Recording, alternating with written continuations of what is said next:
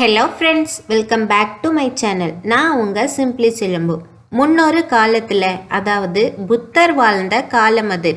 அவரோட கொள்கைகளால் கவரப்பட்ட பல பேர் அவருக்கு சீடராக சேர்ந்து அவரோட சேர்ந்து பயணிச்சிட்டு இருந்தாங்க. அந்த சீடர்களில் ஒருவராக அரண்மனை வாழ்க்கையை துறந்த இளவரசரும் இருந்தார். அவரோட துறவு வாழ்க்கையை ஆரம்ப கட்ட காலம் அது. துறவி அப்படின்னா அவங்களோட உணவுக்கு கூட அவங்க யாசகம் கேட்டு தான் சாப்பிடுவாங்க. இவர் அரண்மனை வாழ்க்கையை துறந்து வந்ததுனால இந்த வாழ்க்கை இவருக்கு பழகிற வரைக்கும் இவர் உணவுக்காக பிறரிடத்துல யாசகம் கேட்க வேண்டாம் அப்படின்னு முடிவு பண்ண புத்தர் என்ன சொல்றாருன்னா, ஒரு பெண் துறவியோட பெயர் சொல்லி நீங்கள் அவங்களோட குடிலுக்கு போனீங்கன்னா உங்களுக்கான உணவை அவங்க ஏற்பாடு பண்ணி தருவாங்க. இந்த துறவு வாழ்க்கை உங்களுக்கு பழகிற வரைக்கும் நீங்கள் உங்களோட உணவை அங்கே போய் எடுத்துக்கலாம் அப்படின்னு சொல்கிறார். சரின்னு சொல்லிட்டு இவரும் இவரோட உணவுக்காக அந்த பெண் துறவி இருக்கிற குடிலை நோக்கி நடக்க ஆரம்பிக்கிறார். அது இவர் இருக்கிற இடத்துல சில மைல் தூரம் உள்ளது.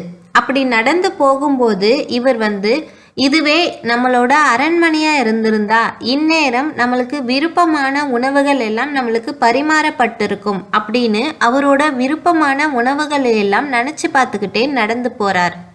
அவர் நடந்து போய் அந்த குடிலையும் அடைகிறார். அந்த பெண் துறவி இவங்களை வரவேற்று இவருக்கு உணவும் பரிமாறுறாங்க. அப்படி பரிமாறும் போது பார்த்தா அந்த உணவுகள் எல்லாம் இவருக்கு விருப்பமான உணவுகளாக இருக்குது.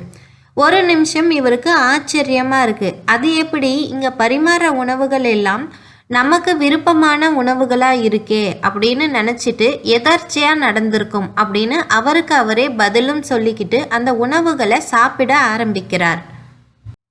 அந்த உணவுகளை எல்லாம் சாப்பிட்டு முடிச்சதுக்கு அப்புறம் ரொம்ப தூரம் நடந்து வந்த களைப்பு வேற, பரிமாறப்பட்ட உணவுகள் எல்லாம் இவருக்கு பிடித்தமான உணவுகளாக இருந்ததுனால அதையும் இவர் அதிகமாக சாப்பிட்டுட்டார். அதனால் சிறிது நேரம் ஓய்வெடுத்தா நல்லா இருக்கும் அப்படின்னு இவர் மனசுக்குள்ளே தோணுது. பக்கத்தில் இருந்த பெண் துறவி என்ன சொல்கிறாங்க அப்படின்னா, உங்களுக்கு ஓய்வெடுக்கணும் போல தோணுச்சுன்னா பக்கத்தில் படுக்கை இருக்கு பாருங்க, சிறிது நேரம் நீங்கள் ஓய்வெடுத்துட்டு அதற்கப்புறம் கிளம்பி போகலாம் அப்படின்னு சொல்கிறாங்க. இந்த டைமு இவருக்கு ஆச்சரியமாக இருக்குது. ஆனால் அதை அவர் மனசுக்குள்ளேயே வச்சுக்கல. அந்த பெண் துறவி கிட்ட கேட்குறார், அது எப்படி என் மனசில் நினைக்கிறது உங்களுக்கு கேட்குதா? எனக்கு பிடித்தமான உணவுகளை நான் நினச்சேன், அதே மாதிரி நீங்கள் எனக்கு பிடித்தமான உணவுகளையே பரிமாறி இருந்தீங்க. இப்போ ஓய்வெடுத்தால் நல்லா இருக்கும்னு என் மனசுக்குள்ளே தோணுது, நீங்கள் உடனே அதற்கான பதிலும் சொல்கிறீங்களே அப்படின்னு கேட்கும்போது அந்த பெண் துறவி என்ன சொல்கிறாங்க அப்படின்னா, ஆமாம் எனக்கு கேட்குது அப்படின்னு சொல்கிறாங்க.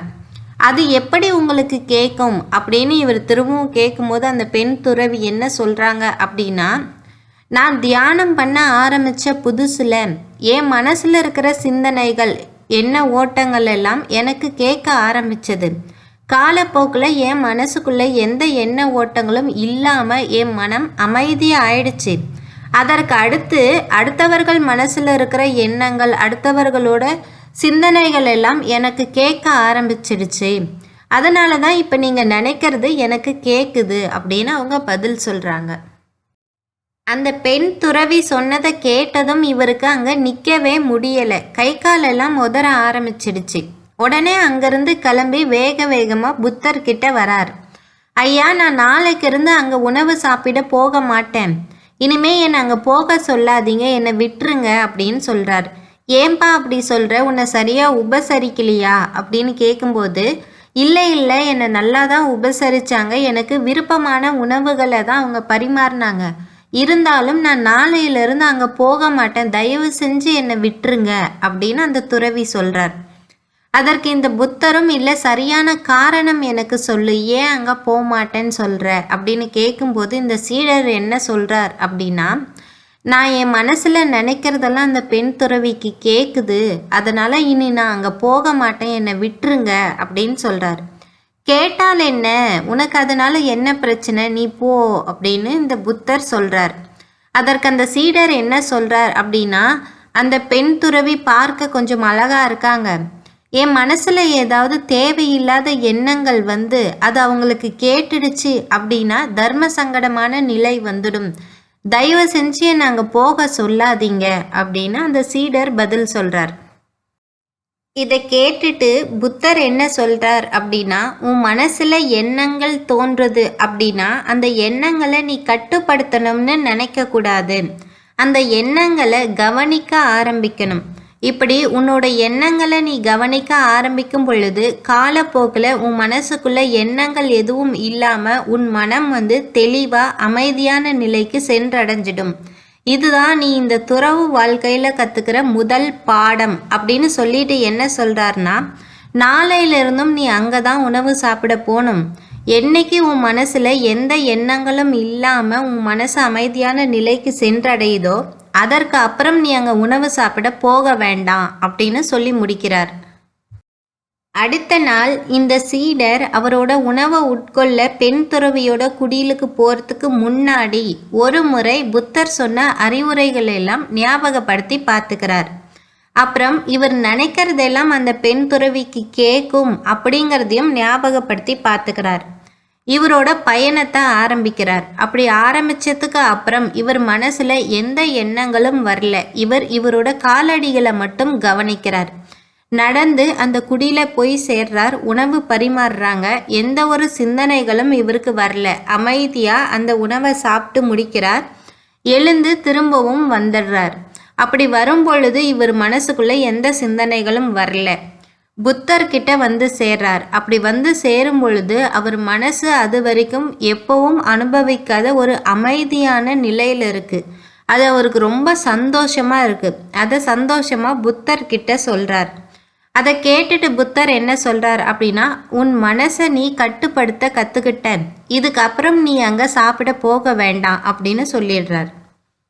இந்த துறவியை போல நம்மளும் மன அமைதியை உணரணும் அப்படின்னா நம்ம மனசுல உள்ள எண்ணங்களையும் நம்ம கட்டுப்படுத்தணும்னு நினைக்க கூடாது. அதற்கு பதிலாக நம்ம அதை கவனிக்க ஆரம்பிக்கணும். எப்படி அதை கவனிக்கலாம் அப்படின்னா, தியானம் பண்ணுறதன் மூலமாக நம்மளோட எண்ணங்களை கவனிக்க ஆரம்பிக்கலாம். அப்படி நீங்கள் உங்கள் எண்ணங்களை கவனிச்சுக்கிட்டே இருக்கீங்க அப்படின்னா உங்கள் மனசில் உள்ள தேவையில்லாத எண்ணங்கள் எல்லாம் படிப்படியாக அதுவே குறைய ஆரம்பிக்கும். ஒரு கட்டத்துக்கு மேலே உங்கள் மனசுக்குள்ள தேவையில்லாத எண்ணங்கள் எதுவுமே இருக்காது. உங்கள் மனசு அமைதியான நிலைக்கு போயிடும்.